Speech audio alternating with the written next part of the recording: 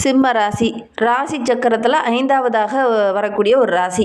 இந்த ராசிக்காரங்க பார்க்குறதுக்கு கொஞ்சம் ஆக்ரோஷமாக இருப்பாங்க. ஆனால் நெருங்கி யாரும் வெளி நபர்கள் அவ்வளோ சீக்கிரம் டக்குன்னு பழக மாட்டாங்க. ஏன்னா உங்களுடைய பேச்சு, உங்களுடைய செயல்பாடுகள் எல்லாமே அப்படியே கணீர்னு இருக்கும். பேசுகிறதே கூட அப்படியே கணீர்னு பேசக்கூடியவங்களாங்க இருப்பாங்க. சத்தமாக பேசக்கூடியவங்களாக இருப்பாங்க. இவங்களுடைய வார்த்தையில் அப்படியே கோபம் வெளிப்படும். அந்த அளவுக்கு பேசக்கூடியவங்களாக இந்த சிம்மராசி என்பர்கள் இருப்பாங்க அப்படின்னு சொல்லலாம். நெருங்கி பழகினவங்களுக்கு தான் தெரியும் இந்த சிம்மராசி என்பர்கள் ஒரு ரோஜா மலரை போல ரொம்ப மென்மையான குணம் படைத்தவங்க அப்படின்னு சொல்லலாம். அந்த அளவுக்கு ரொம்ப மென்மையாக இருப்பாங்க. எல்லாருக்கிட்டையும் அன்பாக பழகக்கூடியவங்க. பார்த்து பழகினதுக்கு அப்புறம் பார்த்தீங்கன்னா அவங்க ரோஜா மலர் அப்படின்னு கொஞ்ச நாள் பழகினதுக்கு அப்புறம் தான் தெரியும் இந்த சிம்மராசி என்பர்கள் ரொம்ப மென்மையானவங்க. அதே மாதிரி ரொம்ப ஒரு அன்பானவங்க அப்படின்லாம் சொல்லலாம். ஒருத்தருக்கு ஒரு பிரச்சனை வருது அப்படின்னா உடனடியாக முதல்ல போய் உதவி செய்யக்கூடியவங்க இந்த சிம்மராசி என்பர்களாக தான் இருப்பாங்க. இவங்களுக்கு இந்த தலைமை பதவியில் அவங்க தேடி போகணுங்கிற அவசியம் இல்லை. இவங்களை தேடி அந்த தலைமை பதவியெல்லாம் வரும். அதே மாதிரி இவங்களை மீறி யாருமே வீட்லேயும் சரி வெளியிலையும் சரி எதிர்த்து பேச முடியாது. அந்த அளவுக்கு பேச்சில் அப்படியே கட் அண்ட் ரைட்டாக பேசக்கூடியவங்களாம் இந்த சிம்மராசி என்பர்கள் இருப்பாங்க அப்படின்னே சொல்லலாம். இவங்களுடைய வார்த்தைக்கு ஒரு தனி பவர் இருக்கும்.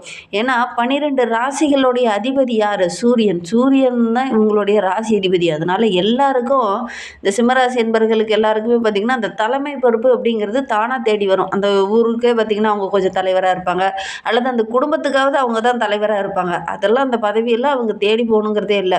இந்த குடும்ப பொறுப்புகளை பெரும்பாலும் நிர்வகிக்கக்கூடியவங்க இந்த சிம்மராசி என்பர்களாக தான் இருப்பாங்க அப்படின்னே சொல்லலாம்.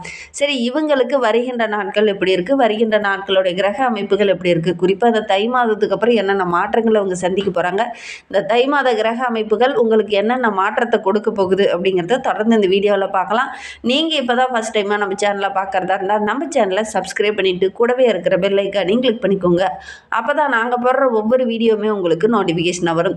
நீங்கள் சிம்மராசி அன்பராக இருந்தால் மறக்காமல் நம்மளுடைய சேனலுக்கு ஒரு லைக் கொடுத்துட்டு உங்களுடைய உறவுகள் வகையில் யாராவது சிம்மராசி அன்பர்கள் இருக்காங்க அப்படின்னா மறக்காமல் இந்த வீடியோவை அவங்களுக்கும் ஷேர் பண்ணி விடுங்க. சிம்ம ராசியில் நீங்கள் எந்த நட்சத்திரத்தில் பிறந்தீங்க அப்படிங்கிறத மறக்காமல் எங்களுடைய கமெண்ட் பாக்ஸில் தெரிவிங்க. உங்களுக்கு ஜோதிட ரீதியாக ஏதாவது சந்தேகம் இருக்குது, உங்களுடைய சுய ஜாதகத்தை ஏதாவது பார்க்கணும் அப்படின்னா டிஸ்கிரிப்ஷனில் ஜோதிடரோட வாட்ஸ்அப் நம்பர் கொடுக்கப்பட்டிருக்கு. அந்த நம்பருக்கு கால் பண்ணி முன்பதிவு செய்துக்கோங்க. உங்களுடைய சந்தேகங்களுக்கு நல்ல ஒரு தீர்வு கிடைக்கும். இந்த தை மாத கிரக நிலை வைத்து பார்க்கும்போது இந்த மாத தொடக்கத்திலேயே நம்மளுடைய சிம்மராசி என்பவர்களுக்கு ஜென்மத்தில் கேது செஞ்சிருக்கிறதுனால ஆன்மீகத்தில் கொஞ்சம் அதீத நாட்டத்தோடு இறங்குவீங்க. ஏதாவது ஒரு ஆன்மீக தலங்களுக்கோ அல்லது ஏதாவது வெளியில் சுற்றுலா தலம் போகலாம் அப்படின்னு பிளான் போட்டிருப்பாங்க. இல்லை வாங்க நம்ம ஆன்மீக தலங்களுக்கு போகலாம், அது ரொம்ப பழமையான தலம் அப்படின்னு சொல்லல வெளியில் ஆன்மீக தலங்களுக்கு சென்றுட்டு வருவீங்க.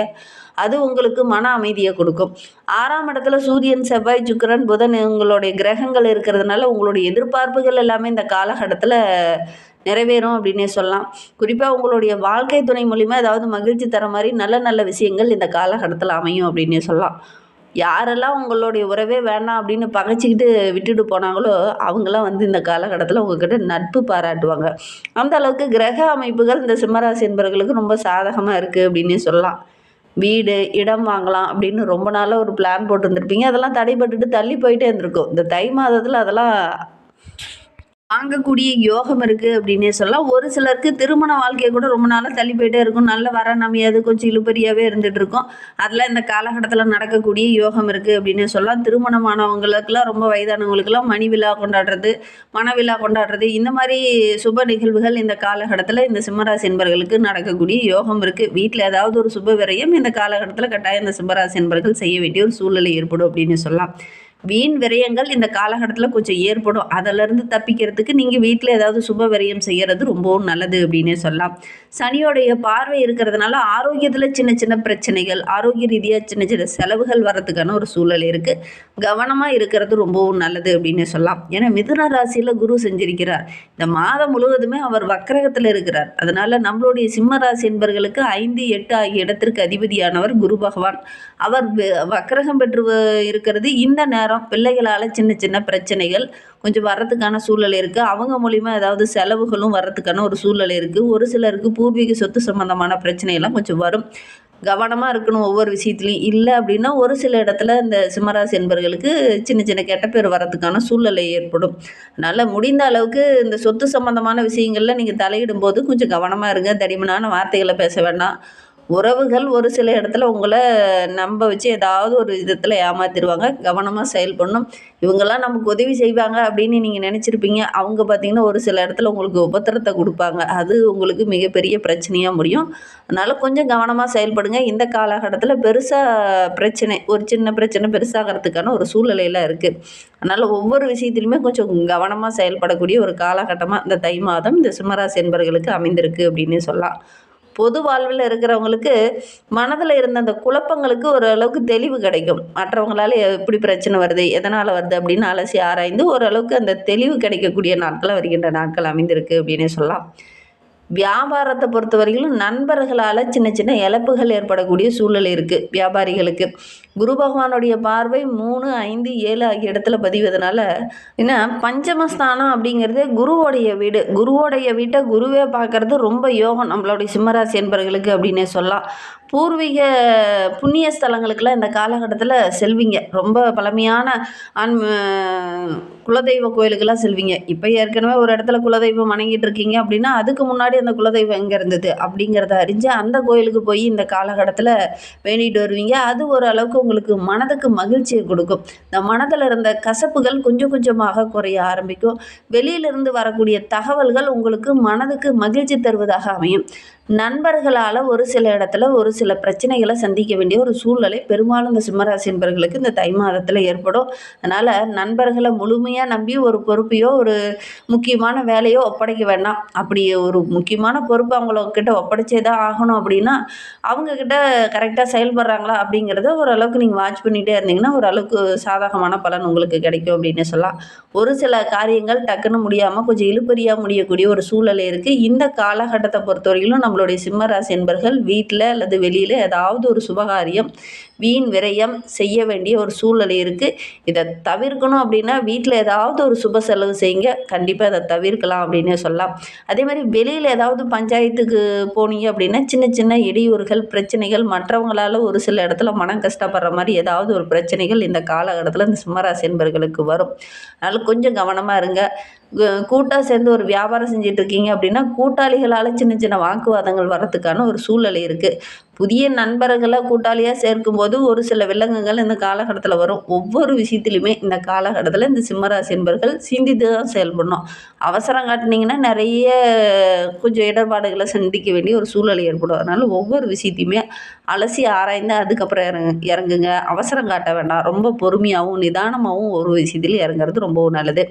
நம்மளுடைய சிம்மராசி என்பர்களை பொறுத்தவரையிலும் உங்களுடைய ராசிக்கு 2, 11 ஆகிய இடத்திற்கு அதிபதியானவர் புதன். அவர் சப்தமஸ்தானத்தில் சஞ்சரிக்கும் போது வாழ்க்கை துணைக்கு வேலையோ அல்லது அவங்க மூலிமா ஏதாவது ஒரு சில பிரச்சனைகள் இருந்தது இல்லையா, அந்த பிரச்சனைகள் இந்த காலகட்டத்தில் சரியாகும் அப்படின்னு சொல்லலாம். வேலையில் ஒரு சிலருக்கு பிரச்சனை இருந்திருக்கலாம், அல்லது வாழ்க்கை துணை உறவுகளால் ஒரு சிலருக்கு பிரச்சனை இருந்திருக்கலாம்.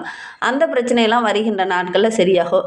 வேலைக்காக விண்ணப்பித்தவங்களுக்கு நல்ல ஒரு வேலை கிடைக்கும். தொழிலில் புதுசாக ஏதாவது ஒரு இம்ப்ளிமெண்ட் பண்ணணும் அப்படின்னு நினச்சிருப்பீங்க. அதெல்லாம் இந்த காலகட்டத்தில் செய்வீங்க. ஓரளவுக்கு நல்ல லாபத்தை பெறலாம் அப்படின்னு சொல்லலாம். அந்தளவுக்கு கிரக அமைப்புகளும் ரொம்ப சாதகமாக இருக்குது. பொதுவாகவே நினைத்தது நிறைவேறக்கூடிய ஒரு நேரமாக இந்த நேரம் இந்த சிம்மராசி என்பர்களுக்கு அமைந்திருக்கு அப்படின்னாலும் கூட ஒவ்வொரு விஷயத்துலையும் கொஞ்சம் கவனமாக இருக்கணும். மாமனார் மைத்துனர் வழியிலோடைய ஒத்துழைப்பு இந்த காலகட்டத்தில் கிடைக்கும். உங்களுடைய இல்லங்களை ஏதாவது ஒரு சுப செலவு இந்த மாதத்தில் செய்கிறது ரொம்பவும் நல்லது. அல்லது சுப செலவு செய்கிறதுக்கான எதுவும் இல்லை அப்படின்னா கூட குழந்தைங்களுக்கு காது குத்து விழா இந்த மாதிரி ஏதாவது நீங்கள் செய்கிறது ரொம்பவும் நல்லது அப்படின்னு சொல்லலாம். முக்கிய புள்ளிகளுடைய அறிமுகம் இந்த காலகட்டத்தில் இந்த சிம்மராசி என்பர்களுக்கு கிடைக்கும். அவங்க மூலிமா நல்ல நல்ல விஷயங்கள் இந்த காலகட்டத்தில் நடக்கக்கூடிய யோகம் இந்த சிம்மராசி என்பர்களுக்கு அமையும் அப்படின்னே சொல்லலாம். ஏன்னா மகரத்தில் சுக்கிரன் சஞ்சரிக்கும் போது 7/2/2026 அன்று கும்பராசிக்கு செல்ல இருக்கிறார். இந்த காலகட்டத்தில் உடன்பிறப்புகள் உங்களுக்கு பக்கபலமாக இருப்பாங்க. அவங்களால ஏற்பட்ட அந்த மன வருத்தலாம் சரியாகி நல்ல ஒரு ஒற்றுமையை எதிர்பார்க்கலாம். பழைய தொழிலில் இருந்த அந்த இடைஞ்சல்கள் எல்லாம் சரியாகி புதிய தொழில் தொடங்கலாமா அப்படிங்கிற ஒரு எண்ணம் வரும். அந்த புதிய தொழில் தொடங்குனீங்கன்னா கூட ஓரளவுக்கு லாபம் கிடைக்கக்கூடிய யோகம் இருக்குது. ஆடை ஆபரணங்கள்லாம் வாங்கக்கூடிய யோகம் இருக்குது. பிள்ளைங்களுக்கு கல்யாணம் பண்ணலாம் அப்படின்னு நினச்சவங்க இந்த காலகட்டத்தில் வரன்னு பார்த்தீங்க அப்படின்னா நல்ல ஒரு வரன் அமையக்கூடிய யோகம் இருக்குது. குறிப்பாக பெண் பிள்ளைகளுக்கெல்லாம் நல்ல ஒரு வரன் அமையக்கூடிய யோகம் இருக்குது. உத்தியோகத்தில் இருக்கிறவங்களுக்கு நல்ல ஒரு முன்னேற்றம் இருக்குது அப்படின்னே சொல்லலாம்.